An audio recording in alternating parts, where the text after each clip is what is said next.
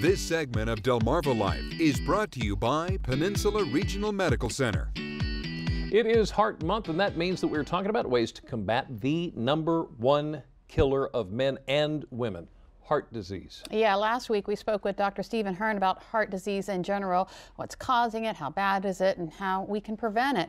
We learned that diet and exercise are key to having a healthy heart. Unfortunately, hearing the words diet and exercise can make some people tune out.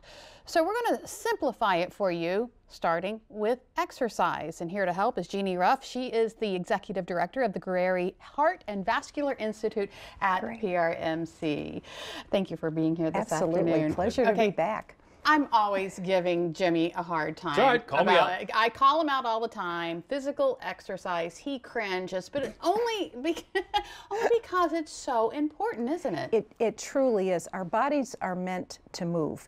And if we don't move our bodies, we're going to suffer those particular consequences. And physical inactivity is epidemic, not only here in this country, but globally as well, which leads to premature cardiovascular disease, pulmonary disease, all kinds of health-related issues. Yeah. So we got to move. Okay, now, with that in mind, right. Exercise and such doesn't mean, I would love to be in the physical shape that Lisa is, but that doesn't mean I have to run a marathon. It doesn't mean I have to ride my bike up and down the East Coast, right? Absolutely, Jimmy. And I think we need to take the concepts very simply. First of all, physical activity means that you're engaging in some type of physical activity requiring muscle contractility over a certain period of time, which will expend caloric energy. Okay, what does all that mean? Move our muscles so that you're burning energy, which makes your heart work harder, vascular system work harder, so that you become much more efficient. When we take the terminology of physical activity and then take it down to exercise, exercise is a further component of that, whereby you're engaging in physical activity for a set amount of time, 3 to 5 days a week, if not daily, at a certain target heart rate range for a certain period of time over using certain modalities, also engaging in strength and flexibility. Now that's probably a little bit more complicated, but bottom concept here is moving the body. Okay, so for someone who may be just getting started, you mentioned 3 to 5 days and all that.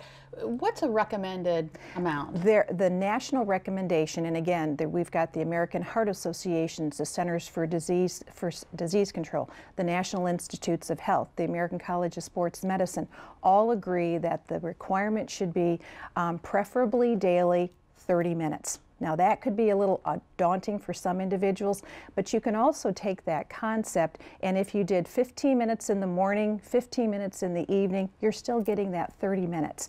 So I think we need to take the basic components, implement them simply into your lifestyle, and then eventually you begin to see the benefits. You feel better. Body trim is better, more energy, you sleep better, you begin to want to do more. Yeah. It grows from there. Okay, so it's Heart Month. Yes. So what benefit does all this activity have on our ticker? Absolutely. And I can certainly say from my career perspective, I've been in this a long time, and I remember when the role of exercise for the treatment of cardiovascular disease was somewhat thought of as being kind of fluff, or it's a nice thing to do because it makes people feel good. We now have the substantiating data that supports the importance of physical activity for cardiovascular disease. What does that mean? You have a better heart function, meaning the heart's able to do more work with less effort, be able to get more blood pumping out of that left ventricle much more efficiently. Your vascular system responds so much more efficiently. Pulmonary system responds so much more efficiently. Your lipids, those fats in your blood, tend to be lower. They don't tend to stay in those coronary arteries. All of these benefits, and we're seeing the application of exercise not only for cardiovascular disease, but certainly for pulmonary disease, peripheral artery disease, even cancer patients. Wow. Okay, so that's the good. Right. Let's talk a little bit about the bad. What about a sedentary lifestyle? What can that lead to? We're finding again that this is globally. Too many of us are too inactive. It's one of the four most significant contributors to early mortality.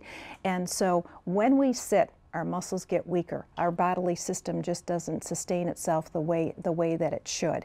And we're seeing it contributing then to obesity, diabetes, cancer, pulmonary disease, all of these things contribute to a less active body. Mm-hmm.